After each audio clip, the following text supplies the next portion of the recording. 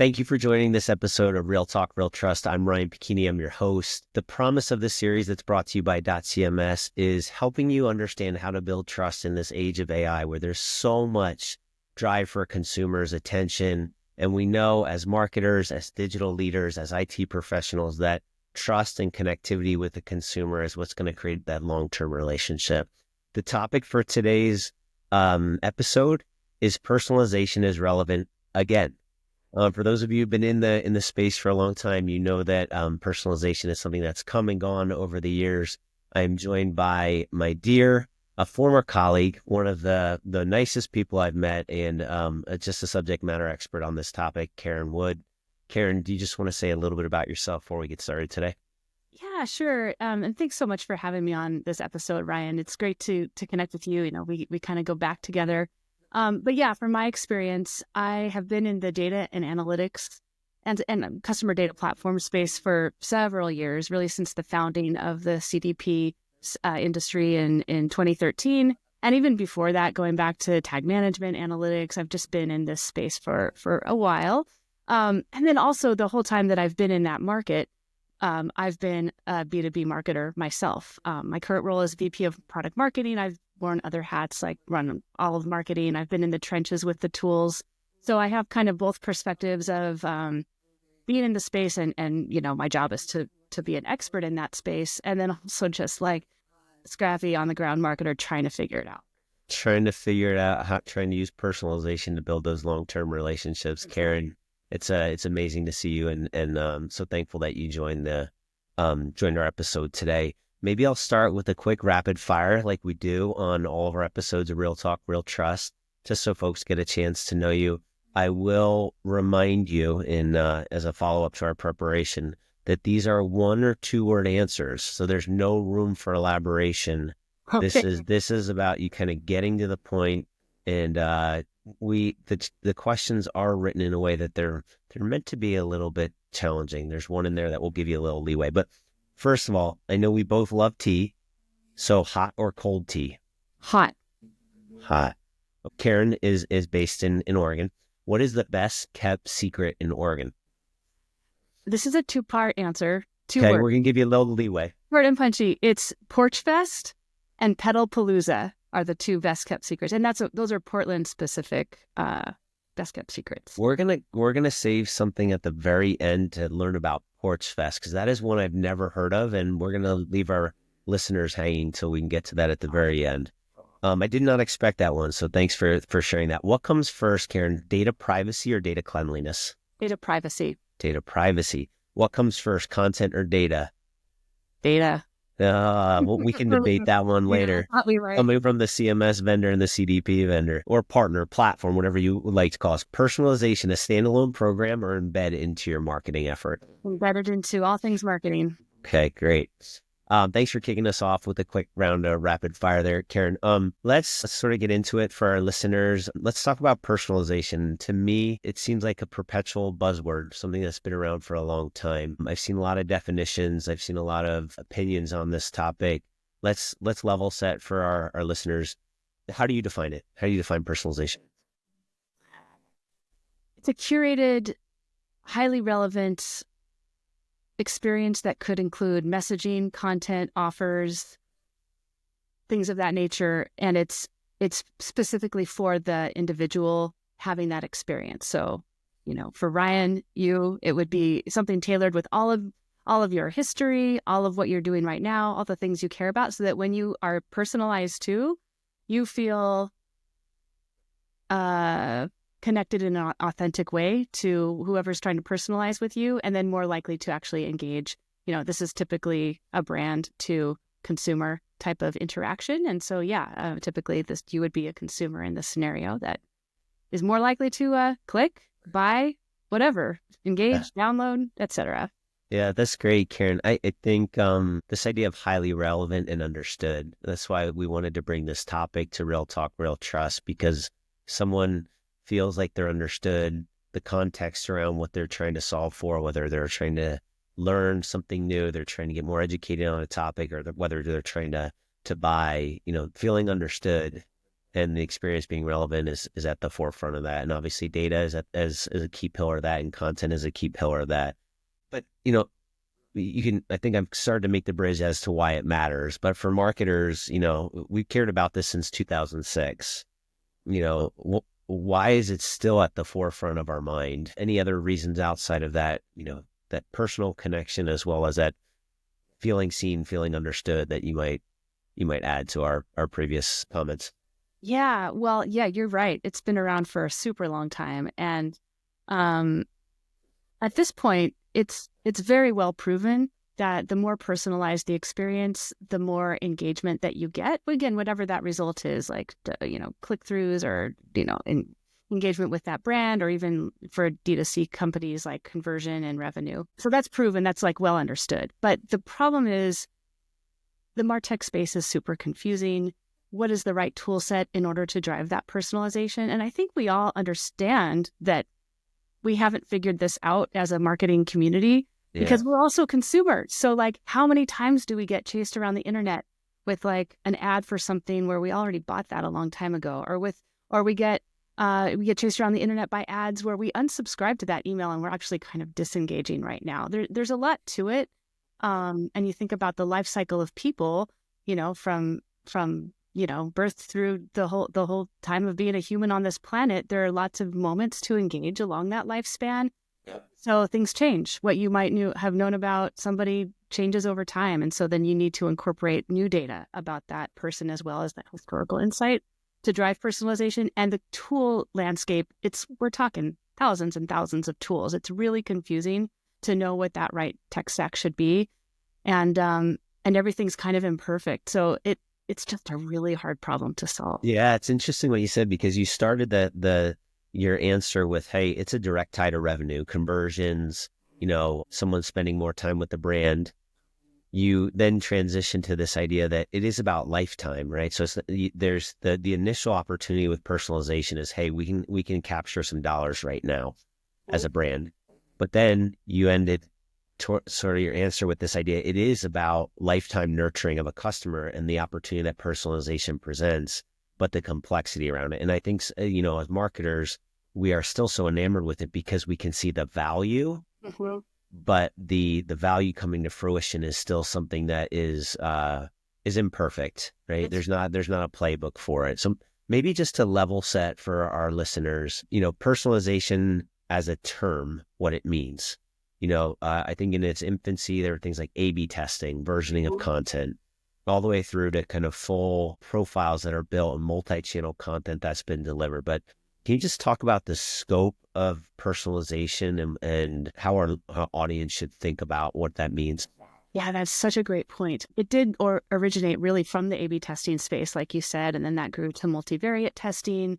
The markets kind of converged, or they evolved. Like, it used to be an A/B testing market is sort of how the analysts would talk about it. And then it became testing and targeting, leaning more towards targeting. Then the targeting / personalization part of that market grew and grew. And then testing became just like a foundational element that would go into that. I think so there is still a definition for personalization as a tool. You can go buy a personalization tool, put it on your website, and then you're personalizing. But there's more to it than that. And I think marketers understand that. There's the data that needs to fuel it. There's the big problem of content. So if you're truly going to give each person an individualized, personalized experience, you need to solve the massive amount of content problem, which AI is interesting in that realm. I think that people are excited about that. But yeah, I mean, it's tricky. I mean, so as a product marketer, in a world where part of what we deliver is personalization, but we don't offer a personalization tool as you might define it in a personalization magic quadrant. We enable personalization. I mean, lots of tools do. And so you do need more than just that personalization tool for the data, for the content, for the marketing automation pieces of it, the delivery aspect. How many channels do you want to personalize against? Is it all coordinated? Is it channel driven? If you're a multi-brand company, it gets really crazy.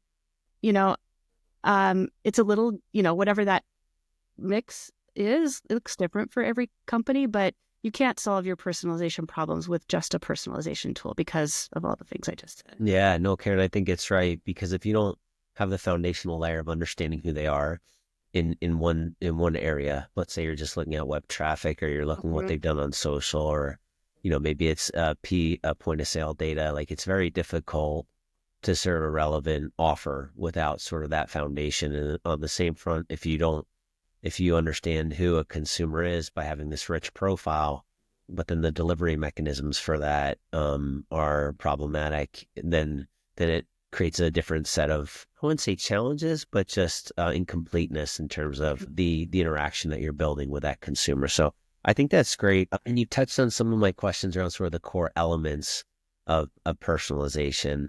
Is there anything you want to add? We've talked about the data, we've talked about the content. Anything else that are sort of the foundational parts of building a personalization strategy?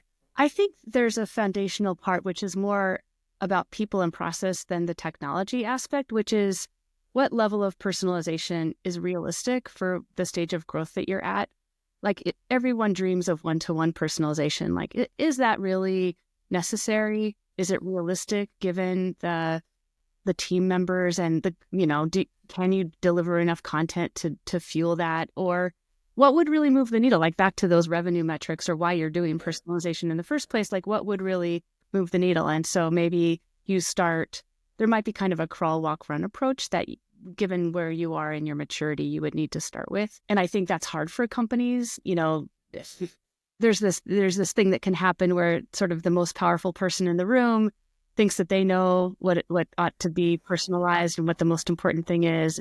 Definitely that was true when it was more of a testing market. Like, why A/B test? I know what the answer is. You might have some executives say something like that. I think it's matured enough now where it's well understood that you need data-driven decision making to choose how to personalize. But there is that people element, and can you get enough of the key stakeholders aligned around the strategy, and also like just where you are on that maturity journey. Yeah, I agree. And I think maybe the one other thing I might add, Karen, is sort of the products or the offering of the client. Yeah. Oh, Because in a sense, if you have the right data and you have the right content, you've built the right process, the process and the level of sophistication you might need. If you only have a few SKUs, that's going to impact how you think about personalization and the level of investment. And you have very kind of clear buying paths, maybe in a B2B world. mhm.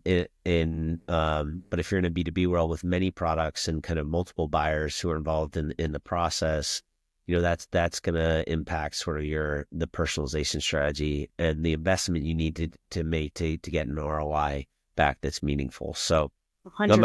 I think that's great. I guess I'll transition to when you think about ROI for personalization, we've talked about the different kind of ways that you can do personalization.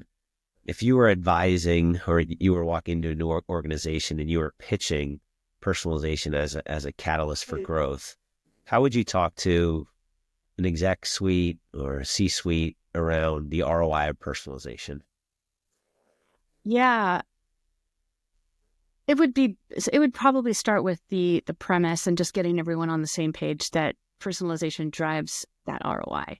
And it's going to be incremental. That's kind of it's like both hard and a tough pill to swallow, and also it's easy because it's very logical. But if you think about, you're going to drive conversion metrics. So for a B2B company, driving downloads or webinar registrations or something like that. If you personalize how you send that email, how you what that landing page looks like, if there's if there's paid advertising part of it, like if you personalize those components, you will see more registrations for your webinar or your download or what have you. And so you can measure that. You can do, and this is where testing is an important part of it, because you can like personalize one test and then not personalize the other. With B2B, it can get hard because you don't have those massive quantities of registrants. If you don't have a million registrants for a B2B webinar that you Yep. can do A/B testing on, but you still can do that testing, and then you can see, like, we got more registrations by personalizing. It gave us this incremental revenue, which, by the way, will be really small. It'll be Yep. fractional, Yep. but it adds up. So that webinar is a fractional incremental value. This asset is a fractional incremental value. The next thing, and so it's important to gather all of those incremental pieces and add it up to to make the case, because it does. It makes the case for itself. If you can drive 5 more webinar registrations of your a very high value company for that webinar, for each webinar, that adds up over a year. Yep. That has a dollar amount. So the tooling and implementing those new processes, it more than pays for itself. But you need to get the execs to understand that. Yeah, and that's one of the things I've always loved about personalization is sort of that the testing and the optimization of content that usually has a very clear path. One of the things that in our journey with sort of the A/B testing side of things and some of the tools that we have, something we've run into is this idea of, well, we've never run something like this before. We've just had static content on our digital channels, and so while you've guided us, there's still a little bit of apprehension. And one of the things, I'm curious what you think about this. One of the things that we've talked about is the exec suite seems to understand this idea of, hey, we need more people to know about us and spend time with us that are within our target segments. And personalization can do that too, which is this idea of, hey, we've seen an increase in time spent with key buyers on our digital channels, even if they didn't transact. That will have a lag effect in terms of revenue. And so you have that the business case is the short-term A/B testing gains and the long-term time spent gains make a really nice sort of ROI case. Maybe you want to comment on time spent or engagement via personalization as a part of the business case to the C-suite. Yeah, I mean, it's interesting. I have a story about this as a marketer. So this is perspective of me being a marketer, but I worked for, I don't know if I can share that. A long time ago, I worked for CBS Interactive, a really large media company. And part of my role was driving engagement for our newsletter subscriptions, which we had a gazillion different types of newsletter subscriptions at the time. And we weren't getting enough click-throughs like that. The C-suite knew that. They were like, we need to increase engagement we need more time spent on the newsletters. We need more clickbacks to the site. The branding at the time was red. Like red was the color for the brand. And we were like, let's do just the simplest test you can ever imagine, the button color. I know red is our brand, but for the newsletters, let's try green, blue, and red. And we just tested them. And in that case, we did have millions of, we were able to get to the result really quickly because we had so much data to pull from. But the answer was clear that it was green. The answer was green. And so we could take that back to the executives who were like, we need more engagement with these email subscribers and say, well, if we did this, I realized that red is our brand, but maybe we can change what the newsletter brand is, or it gave us it equipped us to have that conversation with them. And we ultimately did change it to green because you really can't argue with data. It's hard to argue with data. Yeah. No, that's because I think that's the other thing is there's incremental investment that can go into the program, right? So if you start to see yield from one or two of the elements of your personalization strategy, the metrics on the other side often have warrant additional investment to create more content, to create more segmentation, to invest more in your data strategy. So, and your team, like selfishly for us, it made our team look good, and we actually got a couple more headcounts to help drive the program. And we're like, okay, we're just politically in a big company, it's really helpful to have data on your side when working through those things. Yeah, and in that case, I'm assuming that the click through is equated to essentially better media environments that get sell more ad space against, and so that's the ROI from some of those things is really impactful in terms of drivers for the business. So that's great. I was going to ask, I have a few things that were on my mind. Maybe I'll jump around a little bit here, Karen, from what I think we were originally going to talk about, which is just this idea of, okay, conceptually, delivering a personalized experience for a bunch of different segments is a really good idea. In reality, in an age of AI, where there is skepticism around what's being put in front of a consumer, how do you think about ensuring that personalized experiences are authentic? That they don't feel like they're versioned by AI, or they don't feel like you're put into a box based on maybe a little bit of browsing behavior, because that's a turnoff. It's actually counterproductive to what you're trying to do. If a consumer can feel that there's there's automation involved Yeah. in the personalized experience. Any thoughts on that? It's a tricky one.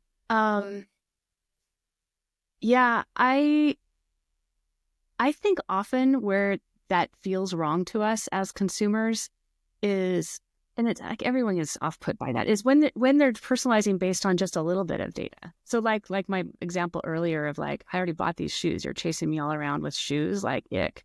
That's dumb. It's like nuance. So if they added just a couple of other data elements in that, like, I live in Portland, so maybe it's like something that would complement the shoes, and it's at my local Nordstrom or whatever, like store down the street, and like it's closest store. So you could use the closest store data point, the upsell next best offer data point, and the shoe data point. And then maybe something about my demographic too. I'm a woman, I'm blah, blah, blah. Yep. And then but then this is where the content issue is super important to solve, because if you're going to get that granular and use 4 data points to personalization, which, like, again, as a marketer, that feels like a lot. That feels really hard, so you need the data strategy to drive that. But if we were to do that, 4 data points, if you use AI to do that, then it's like, that's high risk, as you say. Like, that could just come out wrong. That could be bad. So then do you need a human to review each piece of content, even if they don't develop it or build it?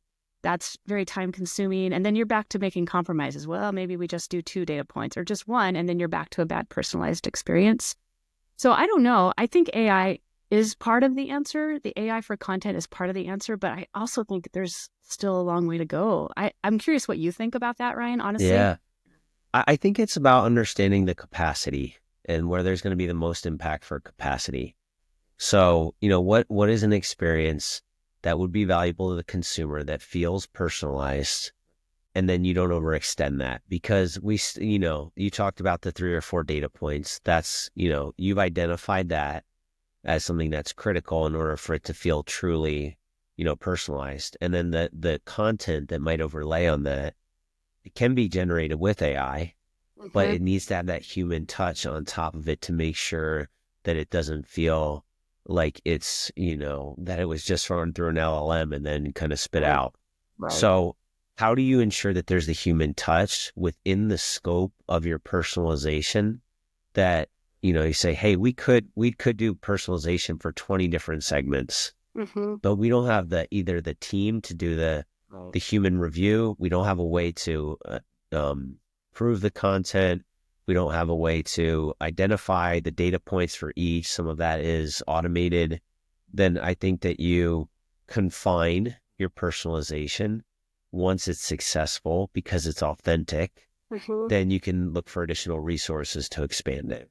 I think if I could just say one more thing about it, please. Couldn't agree more. And I think it's important for brands who are getting started with personalization to understand that you actually can do a lot with a little bit of personalization as long as you get it right. And I'll give you an example. At the company where I work at Treasure Data, we're doing a lot more with industry-based marketing. And so and again, it's really important to measure this so you have the data to prove it, but we've been doing, as one example of a lot of this, but within retail, there's subverticals. We've got QSR, we've got luxury, we've got heavy store traffic, and, lots of different subverticals. So we've just changed the imagery on like 6 of our key sub retail verticals. So it's very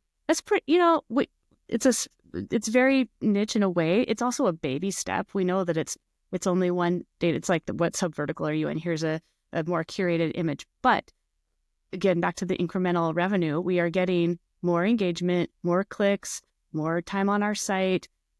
We're getting results from that small change. So even if you don't have a big team, even if, what 1-to-1 feels outrageous, which it is pretty outrageous, until you're super sophisticated, you can get started with really small changes that make a big impact and drive real revenue, real value back, real ROI. I think that's great to hear, especially for a lot of the listeners on this podcast, just because in certain industries like manufacturing or healthcare or financial services that we may support, one of the big challenges is, how do you resource something like this? Yeah. And it's known that you do need to do personalization because it blends in from a customer's, consumer experiences, but the resource allocation, the Yeah. potential risk associated with it is a bit overwhelming, I think, for a lot of the prospective customers that we talk to. So it's good to hear you say that, hey, a few small efforts in terms of personalization can have a big impact. It just Mhm. needs to be scoped properly. And so that's um it's something that we run up against on a regular basis. You did talk a little bit about AI, so we want to get to the topic at hand because I know everyone. This is one of the main reasons that I think personalization has become, a hot topic again at the forefront of a lot of marketers' minds. Can you talk about your perspective on AI and what it means for personalization? Yeah. Um, it's been a journey. I think a lot of people who are marketers, especially marketers who enjoy writing, which I am guilty of that. I like writing. I like the marketing writing work that I've done throughout my career. It's like a little bit humbling to be like, oh, you don't need that part of what I do anymore. That's interesting. Yet it's so exciting to just the scale of what's possible. I mean, web copy, create like all the just the ad creative like that can take up so much, not just for me, but like team members working on, grinding through all this stuff. Like the game has changed. Like we can work so much faster than we did. And we have to swallow our pride a little bit sometimes if we enjoy the more Yeah. aspects of marketing. Yep. Because it's like this, yeah. But also it's just like no one can fight how much more productive we are with AI. So it's really exciting. And for personalization, in my experience, as a marketer, trying to personalize, the big blocker is not enough team members to develop the creative and copywriting to deliver that personalized experience. That's where it stops. Like even if you have the personalization tooling with the data and the delivery and blah, blah, blah, um, no one can develop that much content. You just can't do it. No one can.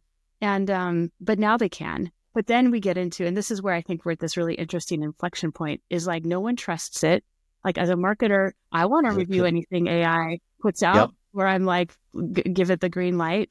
Um, I think that will change probably pretty soon. But yeah, right now everyone sees the promise of it. It will transform personalization. It will absolutely, because it solves that problem. That's been the problem since 2003, I think you said, is when this got put on the map. So this has been a Yeah. problem for a really long time.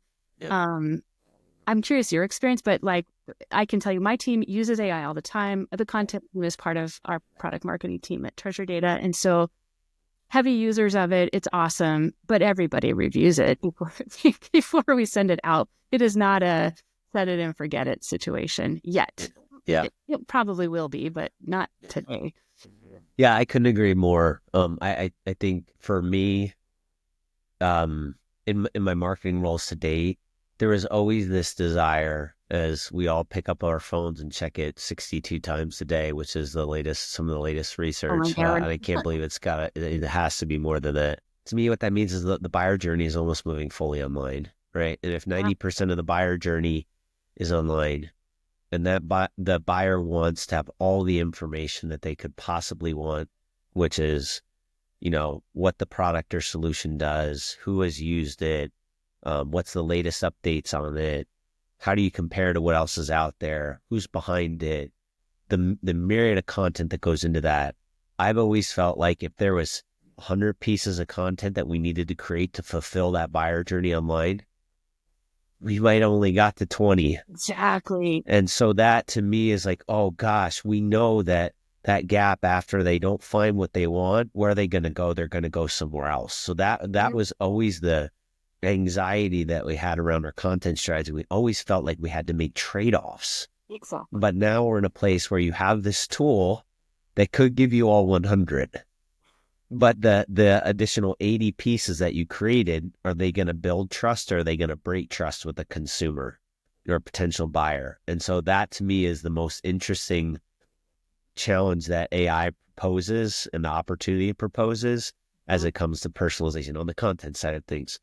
And so what we've been talking to our clients about and prospective clients is you need to figure out how to use it, but you also need to box it in and scope it. So for example, can you take the core team who wrote 20, have them rate 15, and 2 of the people who are in that core team oversee the additional 15 and use AI, wordsmith, put a human touch on them. So you have the same team, but the net output is greater, 30 instead of 20 pieces of content. So that's I think it's a really and then once you have more content, you have more opportunity for testing. You have more data that's coming in. And I think the biggest thing that we're hearing is that if you don't, someone else is going to have that content on their digital properties, and you're behind in that evaluation cycle. So that's where the rubber hits the road. It's really about resource allocation, how you use these tools properly to be successful. Yeah, I love that. It's it's kind of back to what we said about personalization writ large, of just you can do a lot with these smaller steps to really kind of get that workflow done. And it is about people and process more of how you adopt AI. So I really love that idea of peeling off a couple of resources, focusing on just a little bit more. Incrementally, that will make a difference. You're right. We have that too. Every company does. The gaps in that buyer journey, because you can't do can't get to all of it. You just can't. Yeah, but you can do a little bit more with AI and test it and get those workflows down and get that muscle going. And it's exciting to think about how those gaps won't be a problem anymore. I mean, it's just like that is a long-standing marketing problem that every company has. Yeah. So AI is one of the, I guess, AI is one of the missing pieces that I think that we're going to get to kind of get to the next generation of personalization. Are there any other things that are sort of adjacent, or any other AI topics that you think are going to fill the gaps to help marketers and IT leaders deliver better experiences? One thing I will say is Gen AI is like the shiny new object. It's very exciting for good reason. Meanwhile, machine learning has been trudging along, doing its thing. It's always been, it's been around for quite some time. I like to remind marketers to not forget about machine learning, because it's a great point. Yeah, like you can do really cool stuff with segmentation and identifying audience segments and identifying intent and all kinds of things that are also really important. And again, like no one talks about machine learning right now because it's not the cool new kid on the block, but it's like even simple things like next best engagement point, next best channel is a good one for B2B, or it's a great one. Yeah, or just like looking for sub-segments within segments, even within B2B, even within small groups. Like, again, you might not have a huge sample size to be able to do that, but machine learning can find you that even with a smaller sample size. And so I just like to remind people. So it's really interesting, because tell me if you disagree, but I feel like they go hand in hand, because if you're using machine learning to identify subsegments, if machine learning had some of those capabilities, 3 years ago, I'd imagine marketers would say, that's great, but I can't create sub-content for those subsets. And now with AI, it makes it even more relevant. The other, for me, Karen, sort of on the content side of things, there's, I think, an analogous example, which is the reemergence of content analytics. And this idea that, hey, if let's go back to that 100 pieces of content, and you created 25, or you created 20 pieces of content. Now, if you have a really detailed view of what had an impact and what didn't have an impact at a component level or a page level, then you could utilize AI to reference that content, to create variations of that content, essentially adjacent content that will likely be more impactful than just ideas that you might have come up off the top of your head, or by looking at a competitor's site or whatnot. So the content analytics, I think, has the same sort of potential impact on the content side of things. So it's something that we're investing quite a bit in at dotCMS, and it's going to be really important to us going forward is what is the content that you'd want to create for that whole buyer journey? Based on, what you've learned about how people are engaging with your content. That is really cool. Makes a lot of sense. And in fact, it makes me wonder if there will be a lot of these kind of tried and true things like content analytics and machine learning and things that have been around for a while that will suddenly have a lot like new relevance in the world of Gen AI. Yeah, that's really interesting. Yeah, it's interesting. they'll have new relevance. One of the things that we're still sort of in the infancy of, I think, with Gen AI is what the team looks like Mm-hmm. on the marketing side of things. There's always this fear around, how it's going to impact marketers' jobs, which we've seen this in different variations over the years. But so I'm not as concerned about that. What I'm more curious about is, how does the team get restructured? Yeah. How does the team get structured in a way that you can scale with AI, and you sort of have folks who are managing AI, for lack of a better term, and then you have um, folks who are, doing ideation, and how do those two teams intersect? So it's just Yeah. something you kind No, of it's brought to the interesting. forefront. I'm Yeah. curious what you think about that. I mean, a lot of companies, I mean, the language that we're using around AI, hire an agent, hire an agent for your team. It's so like virtual teammates, things like that. It makes sense that we're talking about it that way because that could be, and we'll see how it all shakes out, but that could be how we think about it is like, so like a content manager would manage a very large team and half Yeah. of the team would be AI agents that would do various pieces of it. Same really with all of the functions. I mean, all the data analytics teams will probably have for more of the mundane tasks, you could have an agent teammate do those Yeah. tasks. And I Yeah. agree with you. I actually think jobs are here to stay. Yeah. But the efficiency is really going to increase, and using these Gen AI tools is going to become important for anyone, with their jobs. Yeah. No, that's great, Karen. And thank you so much for bringing up agentic AI. So we've checked the box on our Yeah. podcast that we've Did I? said agentic AI, we've said uh, generative AI, we've said machine learning. So I think we've hit all the buzzwords. So I give you a gold star for that Thank you. one. Not that you need it. Well, I think we're getting close to our time here, Karen. Just moving towards wrapping up. I would love to ask. We've talked about a lot of sort of future thinking concepts. Even the idea of agentic AI is pretty progressive for folks who are kind of just dipping their toe yeah. into AI. If someone is thinking about starting on the journey for personalization, maybe they haven't done it to date, or they've had a failed attempt and the idea has gotten shelved internally. What are the first few steps that you'd encourage them to take to initiate the conversation internally, hmm to maybe get some momentum around the idea and some initial buy-in? Yeah. A couple of thoughts on that. So one is think about which team members across the org are going to be part of this personalization journey, because you'll need different team members. You'll need people if you're in marketing, you'll need people from IT someone from IT to be on board, maybe BI, marketing, maybe customer experience, customer service. Like get stakeholders cross-functionally engaged with the idea and for the program for personalization, or bought into the concept. And we have to do that with a CDP, because the reason it's so close and dear to my heart is if you are engaging on a customer data journey, which often is part of a personalization journey, if you're personalizing the consumer experience, there are so many touches, which include customer experience, the website, the email, the this and and that's a lot of different teams. And so you need buy-in from all of those teams. So even if it's just personalization, it's not a big data transformation project, just simple personalization, I still recommend a cross-functional team of stakeholders that you can work with on it. And then my second recommendation would be start really small. Start with something that's reasonable, that shows the value. So landing page optimization, it's just like Great one. tried and true, Yep. but for a reason. Like you can test a couple, like one thing on a landing page and see Yep. that. So, and I guess I would add a third one then, which is if your goal is personalization, you do need to incorporate testing. So the test might be something like, if you did landing page optimization, it could be a color, like my example earlier, or a phrase. Test it, get those engagement metrics, and then change it and personalize it based on that data, and then get that. And just like simple, one landing page, and work with that cross-functional team, get those learnings.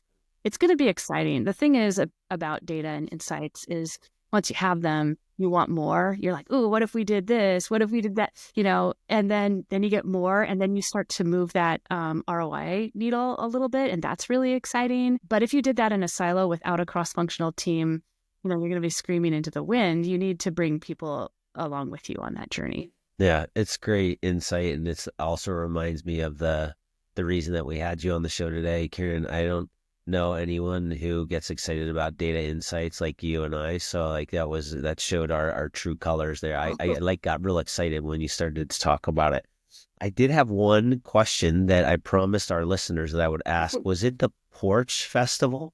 Yeah, Porchfest. Okay, you want to tell us about Porchfest, and I'll ask you one more question about personalization, and then we'll conclude for today. Oh, sounds great. Yeah, Porchfest. So there are a lot of musicians here in Portland, and also we have a lot of little neighborhoods that just kind of do their own specific little neighborhood thing. And so they have Porchfest in a few different neighborhoods, but each one is like distinct for that neighborhood. And I live kind of close to the Overlook neighborhood, and so that's the one from last year that I went to, and then they're going to do it again. But Do basically, they play music on their yeah, porch? it's just homegrown musicians with their guitar, their friends or whatever. But they print out the map and like Yeah.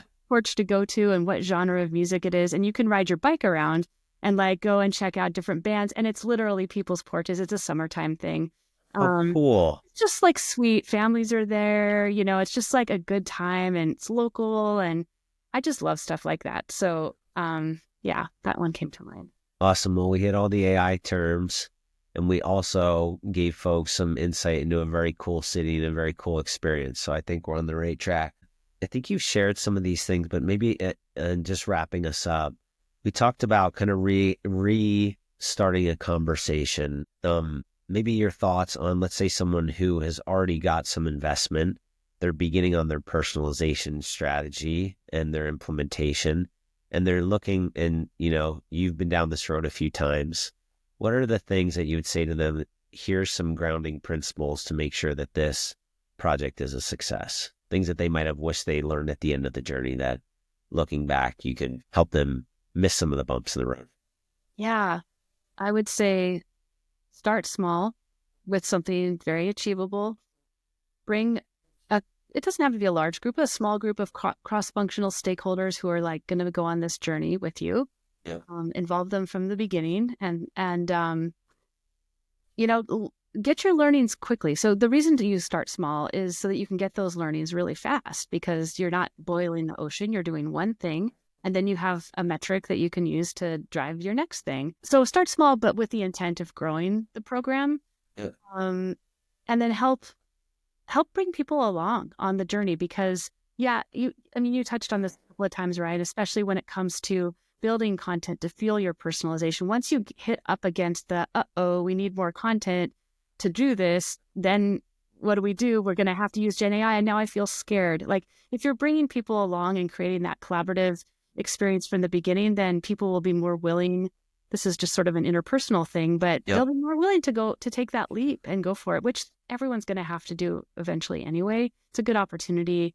And then, like I said, once you have those metrics, it's really exciting, and executives get excited about that too. So, Yeah, that's great. It's definitely a way to, for folks to kind of also, as a marketer, as an experienced leader, it is a way to showcase a project that has a big impact. We have seen folks, at least I have in my journey with personalization, kind of get propelled through the ranks with this being a starting point. So, Karen, great advice as always. It was wonderful to see you. Thanks so much for being on the episode today. To our audience, really appreciate you listening in, and we hope to see you on the next episode of Real Talk, Real Trust by dotCMS. Thanks, Karen. Thank you. See ya. Bye.